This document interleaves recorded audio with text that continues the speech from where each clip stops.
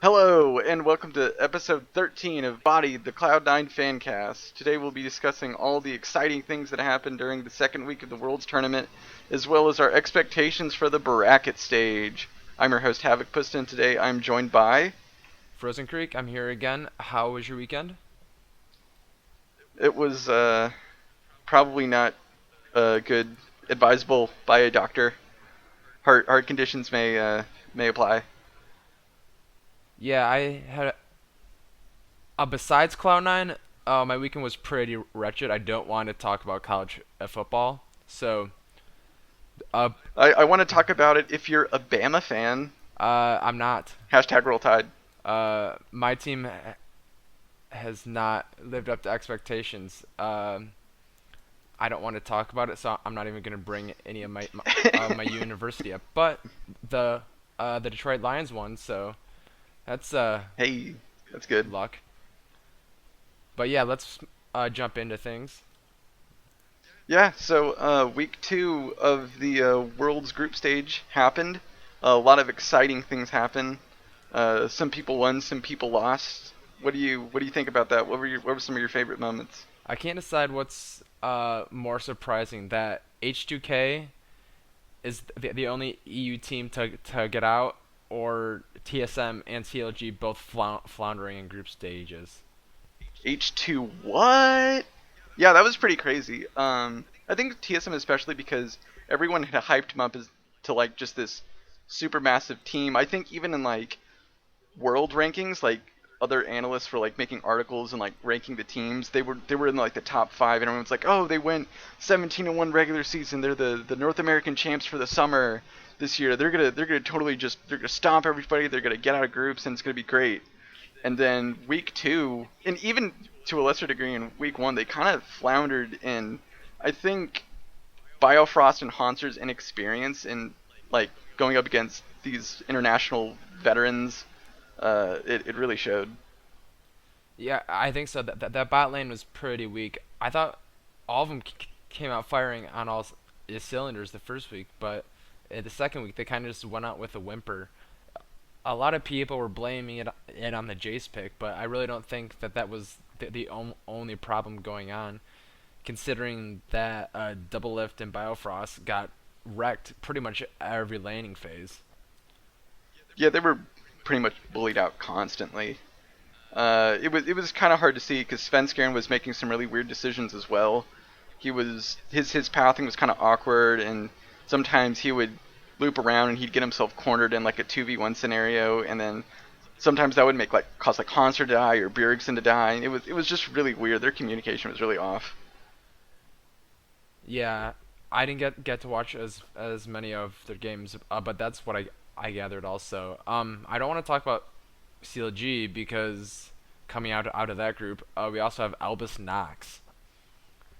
The real Western Hope, the real OGs. Yeah, that game against Rocks was one of the craziest things I've ever seen. And who was it? Escore Esports, is that what they're called? Th- I think so. They ranked the one I think it's like the score. oh the score. I have it on my phone. I use it all the time. I guess I'm endorsing it, but their play, they had a top 10 plays of the, well, it was either or no, the group stage, and that they rated the play, the team fight around with the bottom inhibitor in Nexus as the eighth play of the week. It were a miracle. It ended up kiting all the way back to halfway up top lane on Lucian, and I'm like, that was the best play of the week by far, I thought, or of all the group I mean, stage. Just watching him kite that and kill people was amazing. yeah, I mean, I don't think I've ever seen like Lucian mechanics like go that smoothly, where you can chain and proc your double tap passive and just get people to actually like follow you and everything. Because it's kind of hard to do on Lucian because he doesn't have any like slows or CC to really like help him out. He just has his W, which can speed him up. So the fact that he played that really cleanly and they actually beat Rocks, that was just crazy. Yeah, and it was on the back of everyone playing extremely well. So I think, who is it? The support Licrit Liquid. is sick. Russian Jesus. I guess he's sick, and I allegedly heard that he might be getting drove all the way to Chicago because he has chickenpox. That might not be correct. I swear that's what I read though. Yeah, he has chickenpox. This is apparently like the third time he has had it, which is Is weird. isn't that a thing? It is. It's kind of a thing. I don't want to delve into too much and make this like a medical podcast, but I think sometimes even if you do get like an inoculation for it, or if you catch it, because I think what happens is like if you get it once, then you're fine and you don't really like get it forever. That's why you get it when you're younger. Like parents want you to get it as a kid, so you don't have to worry about it later. But as you get older, it causes more and more problems for you. So yeah, that could be an issue for sure. Yeah, especially since he's not going to be able to practice as much. But I'm glad that a riot scheduled around it a little bit. So yeah, that's a long drive. Yeah. That's probably like But a hopefully 12-hour you'll be drive. okay. Yeah. Oh, I hope so. I'm pretty hyped for the H2K and Albus Nox match. That's the one to watch I think this week. Oh yeah, that's definitely match of the week for sure. But moving on, this isn't an Albus Nox podcast. This isn't a TSM podcast. This is a Cloud9 podcast, and we made it out of groups. NA's last hope, and I have no clue how that happened, but we took our chances. We played really well at times, and I'm so glad that we like achieved our goal of getting out of groups at Worlds this year. Yeah, me too. I'm really proud of the team, especially since like considering that this is like in a restructuring phase where they brought in a new top laner. They basically brought in a new jungler since Meteos was absent from competitive for like a year, and they actually had to have like a dueling support scenario for like half the split, and to be able to go through all that and still finish second in the regular season, falling in the championships, but still making second, also going through the gauntlet, winning that to qualify for Worlds, and then making it out of the group stage to quarterfinals. I think that shows a lot of potential just in that squad. Yeah, I think so too. I'm hoping and nothing as serious comes about the off season. Yeah, we can talk about that later, but assuming that they stay together for next year too, I think that there's a lot of potential with this team to unseat TSM. Oh, Assuming no that doubt they keep they can do it. their hype and togetherness. Yeah, but so you mentioned performance, and I think to kind of preface our discussion for their game Sunday, I kind of want to touch on a few things. I think one, there was a lot of pressure on the team since CLG and TSM were knocked out. I think Cloud9's feeling a lot of pressure because they're the last NA team. I think fatigue is also a factor. They, instead of going like how the week one format was, where you just play one team in your group a day, it's now you have to play all the people in your group in one day, and sometimes playing back-to-back games. So you're really tired. You're not able to get as much prep time in some situations, and you're having to mentally reset and switch gears to deal with a team that plays completely different than the one you previously played. So I think that those are factors that people may overlook or kind of forget about when analyzing their performance, because I think those factors are relevant in this situation. Yeah, and on top of that, they're also switching time zones in 5 days. So I'm not sure how much of an effect that's going to have, just because they're going more east. But it's still kind of screwy. Like I think the game starts at 6 Eastern Standard Time on Thursday. So that's gonna be three Pacific time, which is I guess when they were starting. But I still think like the schedules and stuff are gonna be just a little bit off for everyone. Yeah, and having to like only, so they got to Chicago yesterday, so they have whatever little time they had, excuse me, any little time they had yesterday, all of today, all of tomorrow, and then Thursday morning, afternoon. So really not a lot of time to prepare for their match against Samsung Galaxy. But hopefully they can at least, kind of bring themselves together, let themselves breathe a little, and then go into this best of five series in better form. Well, the positive about having it in Chicago is that they're gonna be able to play on like 10 ping for 2 days. because I get 28 ping and I'm a 4.5 5 hour drive away, I think. So Oh wow. maybe that'll help. Yeah, maybe It won't do maybe. anything, but it'll be nice. So yeah, there was a lot of pressure last week. Do we think that there's going to be more this week? Do you think it's anything that our team can't stand or hold up to? I don't know. I mean, there is sort of the pressure of trying to advance into the semifinals, but I think it's a little less because instead of having to prepare for three teams and play all of those teams in one day, you just have to play against one team for possibly 5 games. So it's it's a little give and take, but I think considering the scenario, it's a little better than what it was Sunday. So I don't know. Yeah, I agree. Let's jump into the games from last week before we start previewing this week. Yes, good idea. Don't want to get too ahead of ourselves. So the first game that Cloud9 played was against SKT, and I actually think they played really well. They were able to keep pace with them the whole time. They actually had an early game advantage. Minios was playing really well, and they were actually able to keep it close throughout most of the game, basically. Oh yeah, I thought our early game was it was really strong. Oh, we really stepped up this week in how we set up the map, especially with how smooth he roamed across the map with Alistar. So that was one of the huge bright spots that we saw. But where did it go wrong?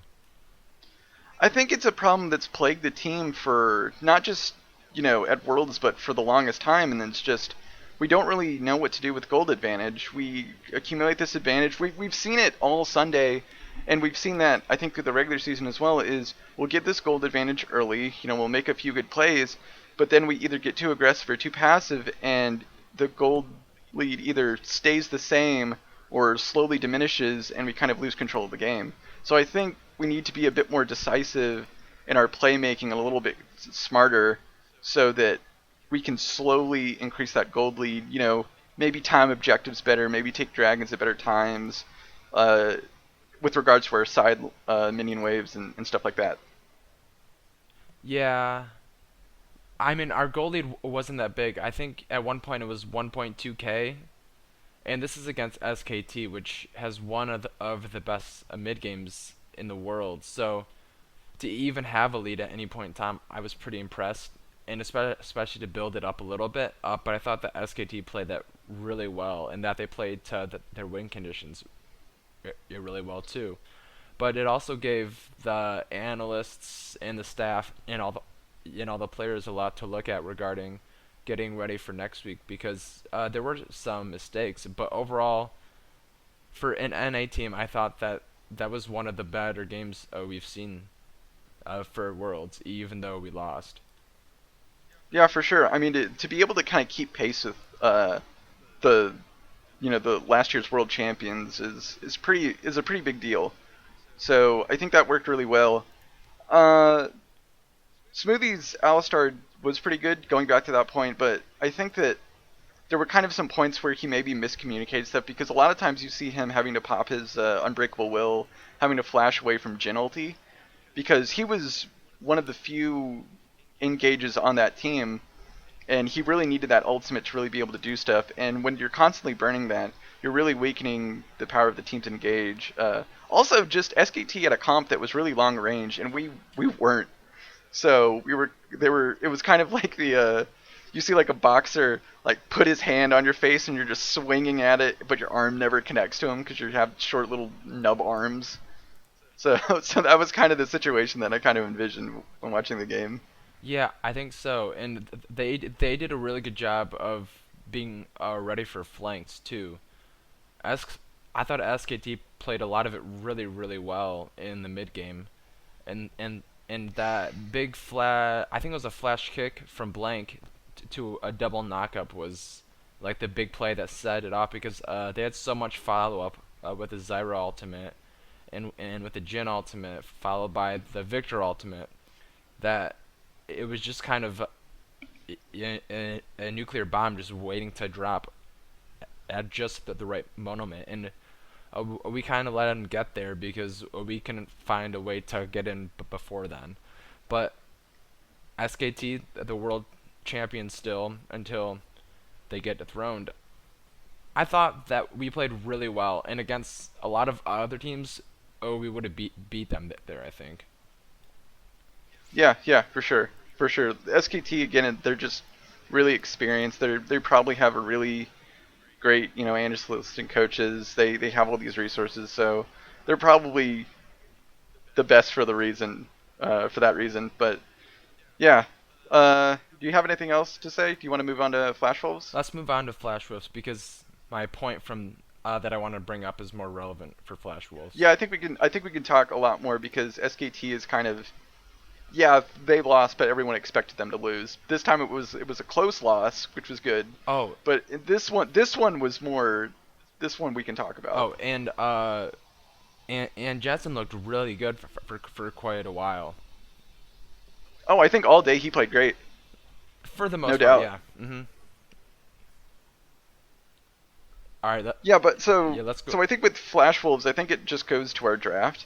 So how we drafted the team, it was basically, all right, we're gonna 5v5. We have Impact on Narc, who's gonna be our engage. We have Nidalee for Poke.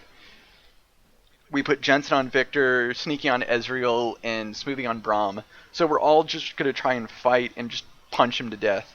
While Flash Wolves had a more macro-based comp where they're gonna do 1-3-1s, 1-4 pushes, and really keep Impact away from the fight, and they would just slowly choke us out. So I think just kind of at the start, I think we mishandled our draft a little bit. It was a much more like snowballing comp than Flash Wolves is, I think. Yeah, well, we started off that snowball early. Meteos had a really good gank up top to get first blood, which it was a crazy spear. And I thought that overall for the first like 10 minutes he did look really good, but my point from the SKT one that I wanted to bring up this time was they just gave away too many objectives for free. There was one point where Flash Wolves got a dragon into like 3 towers and then a baron, and then we just didn't do anything.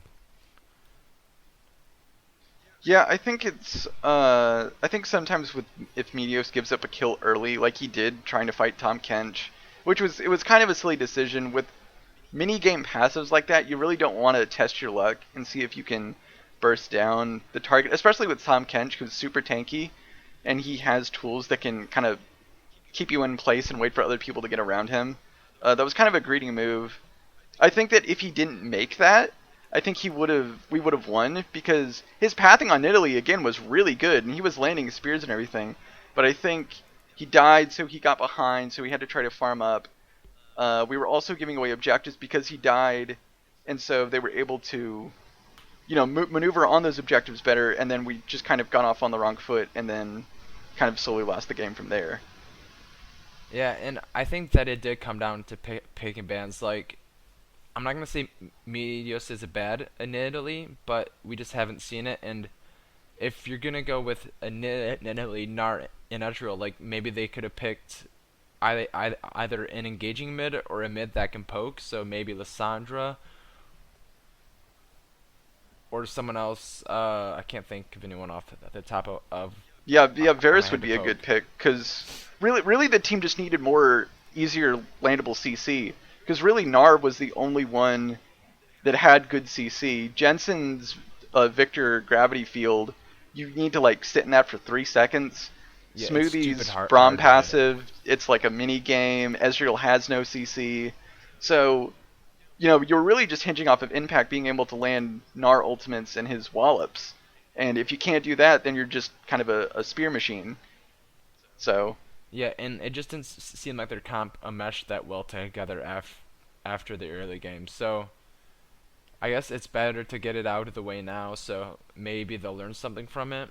But I thought that overall their early game has looked really good and one of the best at the tournament. I think. I mean they beat SKT for what was it, 15 minutes or something. yeah, I think so. I can't remember. They were But yeah, winning I up think into 20 into 20 minutes, and they were Yeah, but beating Flash Wolves till about 11. yeah, I think at least talking about the Nidalee a bit more, I think Meteos can still pick it. I just think we need to tighten up the draft to make sure that that pick is more useful instead of just kind of sitting there. It was kind of like the Lee Sin game all over again. We only really had impact that could like really set things up for us, and so he was only really useful for like kicks in the late game. Oh yeah, and we also had losing lanes, which didn't help him navigate around the map all that well. Yeah, I think Ezreal into Caitlyn isn't a good pick because if you're going off of first backs, Ezreal's going to come back with like a tier or like a Sheen or like tier culled boots, while Caitlyn's going to come back with a full BF sword, which is a lot more damage. So you're kind of stuck in just trying to farm and wait for your tier to stack up and maybe finish a Trinity Force or an Iceborne Gauntlet and just hope that you can out team fight them. Yeah, and it kind of just it fell apart yeah, really fast. I think Cloud9's weakest aspect has been the mid game.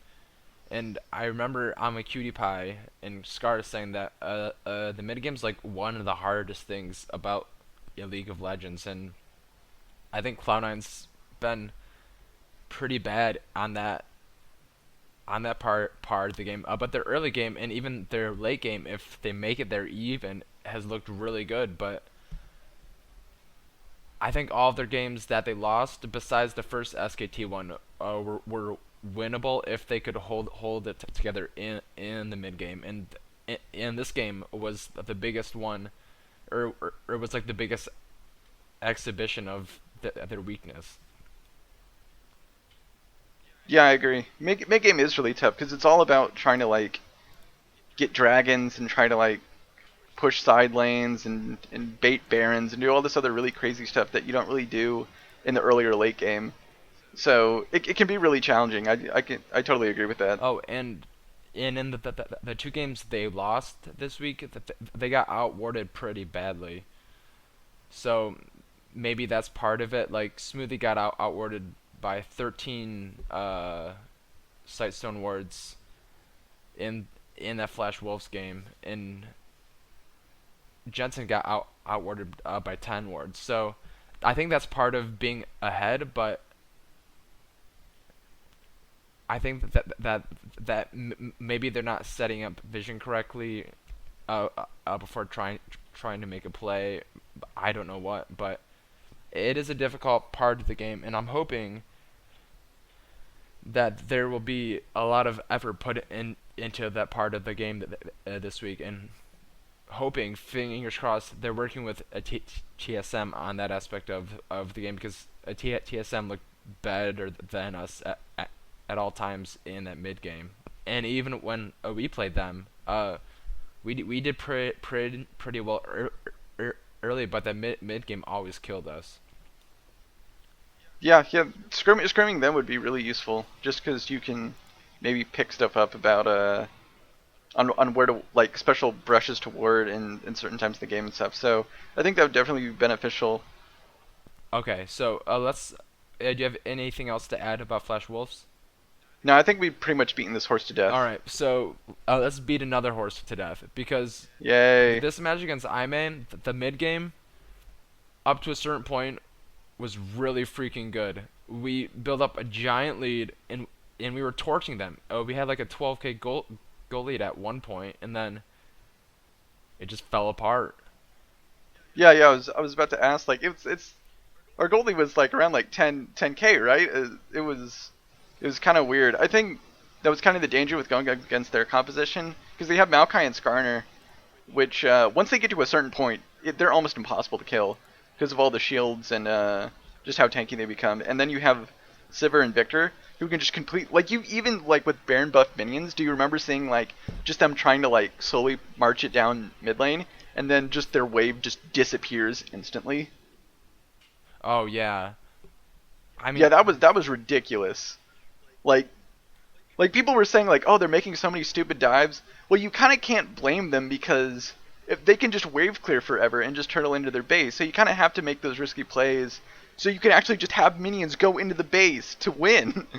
Yeah, I think that we could have played it a little bit better though.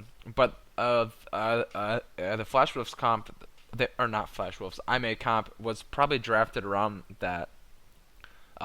It was drafted around that cannon pick because they were gonna lose that lane 9 out of 10 times, I think. So they were just drafting a ton of wave clear to get back in. But I think that we could have played that a little bit better. I know Jensen was trying to do a 4-1 a little bit, but Jensen wins against Victor Sivir, and I think Maokai too. And Rumble it wins against Maokai. I don't know why they didn't just try like a 1-3-1 to try and break up the base a little bit.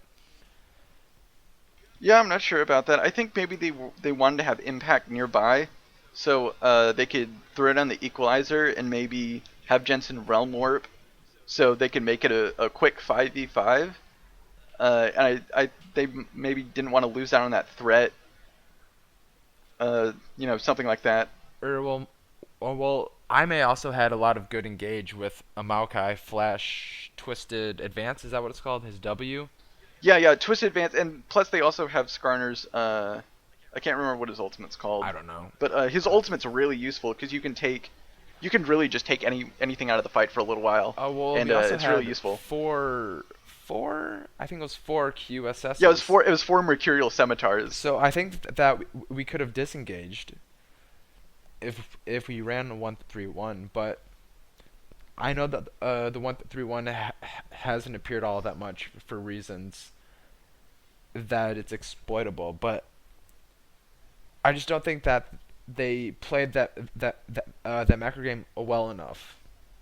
Though when they were trying to get inhibitors, but it is true like that's so much wave clear to fight against that it's hard. Yeah, I think Sneaky and Jensen though they really stepped up. I think they realized like we're gonna have to play really well if we're gonna win this game, and they both of them only died twice, which is pretty great against like a super tanky, super late game composition like Aime's to be able to like just still like tear through them and win the game is pretty great. Mhm. Oh, I had a point. Oh, um, another thing that bothered me about the match was I thought that Impact's run rumble was really weak this week. His ultimates left a lot to be desired, and he overheated at like the wrong time every time. Yeah, that's the thing that I hate about Rumble is that his ultimates are kind of hard to land, and I don't know why you would make a champion who makes his abilities useless after a certain point. That just seems like a really big design flaw. Or well, his flame spitter does more damage when you overheat, and his autos do too, I believe. So like, it's I guess I just suck at Rumble. oh, our Rumble's super fun if you get a Rylai's, and then you start like chasing him. It's so much fun. He's one of my favorite champs to play, but he's hard, so I never play him. And my top lane skills are like bronze 5. Top lane's dumb, man. Everyone just keeps trying to fight you. I don't want to fight. Just let me farm. Yeah, I just want to play Farm Simulator. in melee matchups are so hard Oh yeah, forget about it, man. for me to do. I never do melees except in the jungle. But yeah, I think he even tweeted out him saying that he played bad that day, and his Rumble may not have been the best. I think he's tired. This is the third game he's played. There's a lot of pressure for him to perform so he can get his team out of groups. I think he's just gonna have to work on it. He'll be better. I think Impact has always been kind of a player that bounces back after he's played poorly. I think we've seen that through the regular season. So hopefully he'll bounce back. And the main thing is that we won. So Of course, yes. yeah, That's I'll take a big subpar takeaway. performance. C9 won. Yeah, I'd rather have all of us died 10 times and us win than an Impact to come out with a 100 to 0 kills game. Actually, I think I'd rather see that. But that's beside the point. Hey, I mean, W's a W. Some people can say, oh, they just got on luck. Well, sometimes luck's all you need, so get good. Yeah, and I thought that the biggest part was that we did play our most of our mid game really well, and our early game really well again. It was good to see Smoothie all over the map. Yeah, that's what I like about Smoothie. He's not afraid to roam and just kind of leave Sneaky there, because he trusts that like Sneaky's gonna play safe and he's not gonna like get himself killed, which he usually doesn't do. Sometimes he can kill face check a brush, but I think that's just because he wants to get a ward down. I don't think you can really blame that. I mean, I think we've all like just face checked random brushes to get wards down countless amount of times, but yeah, that's one of the big things I like about Smoothie. He roams, he wards all over the place. He's really communicative. He's like the best support. Yeah. So while we're talking about our players in the champions, let's talk about the Samsung game a little bit. Do we think that Smoothie's gonna get Alistar? Oh, that's a good question. Hmm. He, Smoothie is a real. Alistar's been like the S tier pick for supports this world's. I could see them just kind of banning it out because they don't want to deal with it. Also, a follow-up question: do you think Core JJ will pick up Tom Kench? Because that's been like his best support. I wouldn't be surprised, but I could totally see a Tom Kench Alistar bot lane for the first game at least, or at least for future games. Maybe they'll just ban him out in the first game, but I think it'll be interesting to see what they try and do. Because if they ban Alistar, they leave a couple of picks open, but it's not picks that we're gonna grab. Like we're probably not gonna take that Nidalee. We haven't played Elise yet for some reason. I don't know why. And I don't know if we're actually gonna go for the Lee Sin again either. So I think that we're gonna Do it, have to have Meteos. priority on that. Redeem yourself. I'd love to see it, but that's just me. He said it actually worked out really well in scrims against TSM, which is probably why they picked it. Yeah, I think that's what someone said. I think Meteos said it. Oh, Yeah. quick flashback. Oh, when Meteos went up on stage after beating Ime, and he dropped that quote about we're gonna make it to quarterfinals. Don't you worry. I was like, oh shit, and then sure enough, SKT dropped us our favor. That They owed us. They owe us owed for Impact some one. reason. He came to them, and he was like, "I need you guys to just win this game. Do me this solid."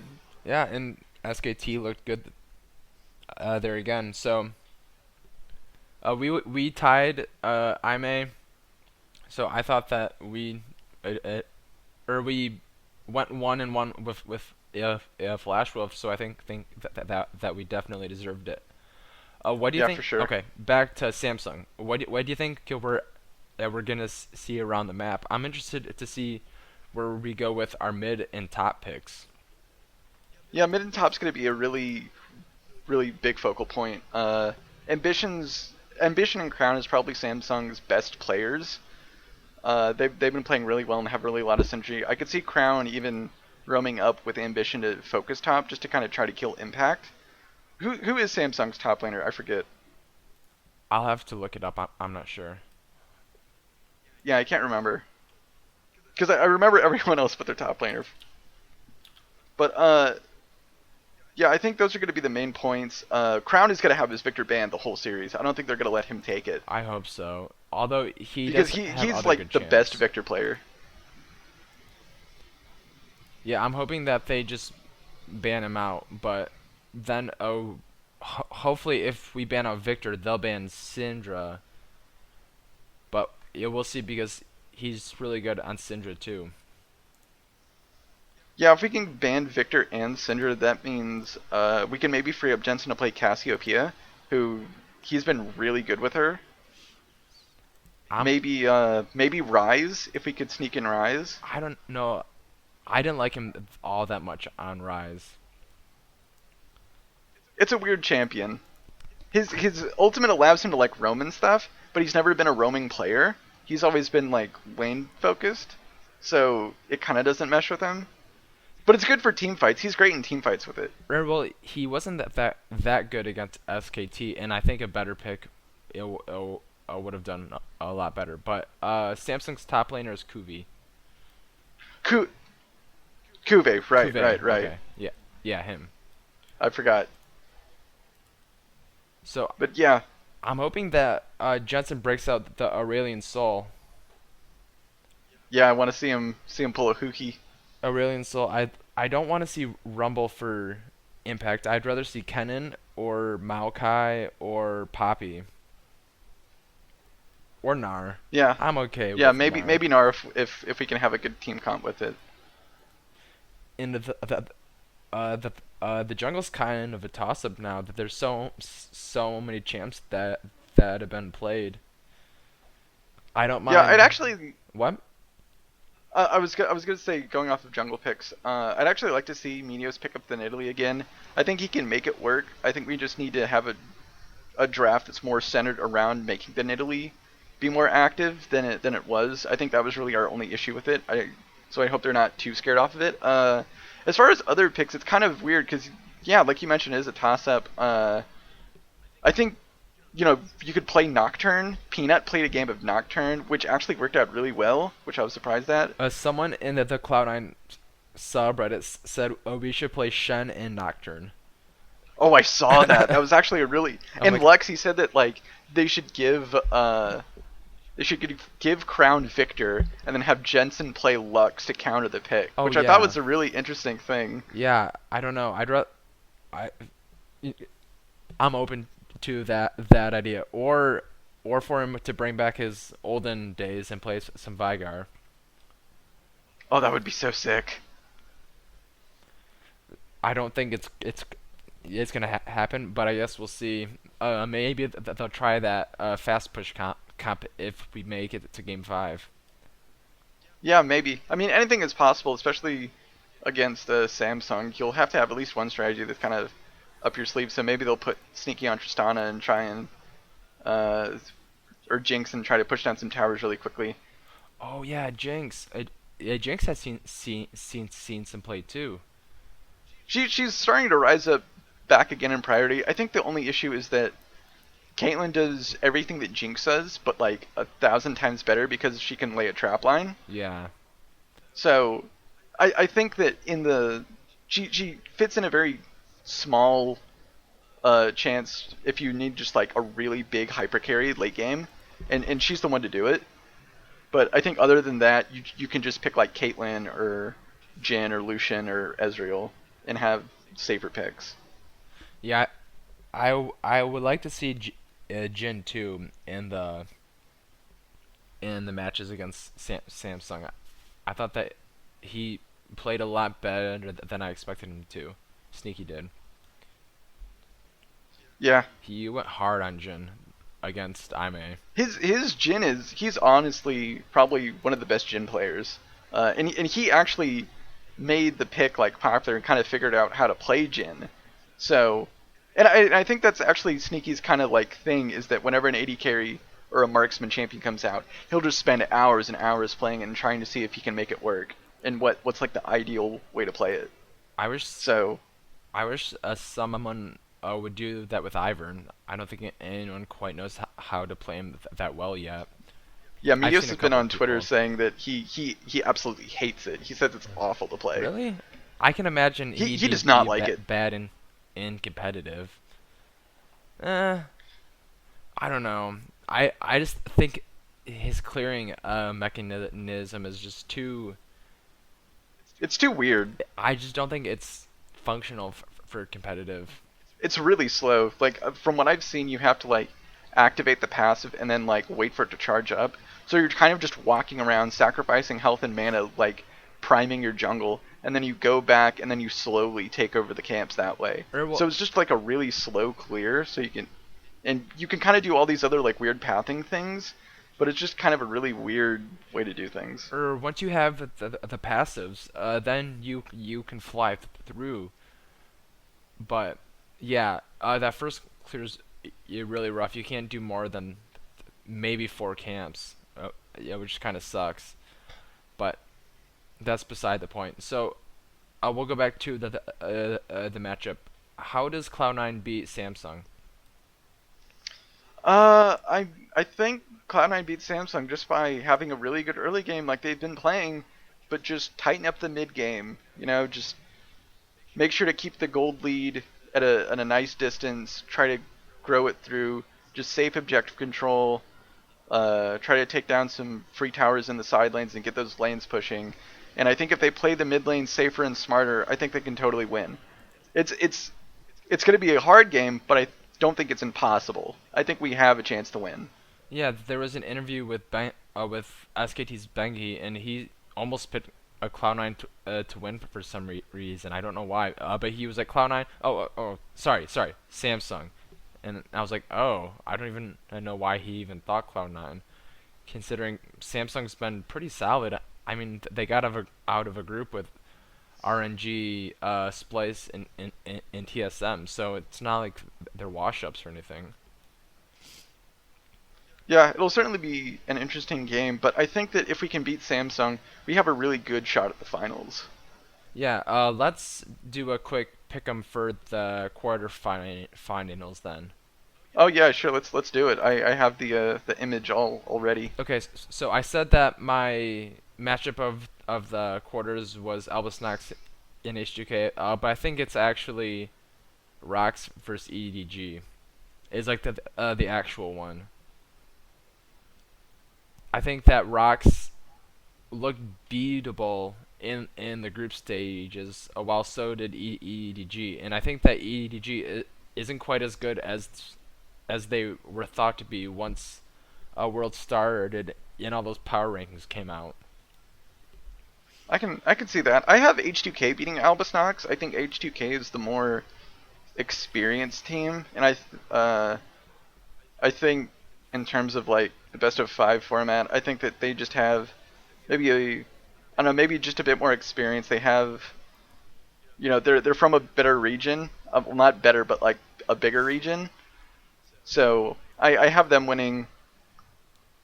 And as for everything else, for my pick 'em, I pretty much just gave SKT the easy route. I went with this really safe prediction of just having SKT win everything. Yeah, that's safe. I think SKT is gonna be RNG. I think Rox is gonna be EDG. I think that EDG is a bit overrated, and so is Rox. I think, but I think Rox is a better team. I'm gonna pick Cloud9 for the Samsung match, and for the H2K Albus Nox, I'm having a really hard time picking this because I think H2K is probably the better team, but Albus Nox got out of what I think is a tougher group, and they did it by outright beating the Rox Tigers. So I think it's hard to pick. I think that H2K is a better team, but I'm gonna go with Albus Nox just to keep the faith. All right, so let's see if those predictions pan out this weekend.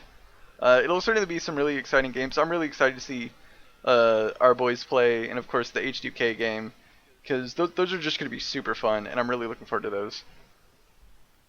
Yeah, and I'll be able to watch that H2K Albus Nox one. So I'm really excited, and I'm glad that we play on Thursday this week. It helps out with my scheduling this weekend.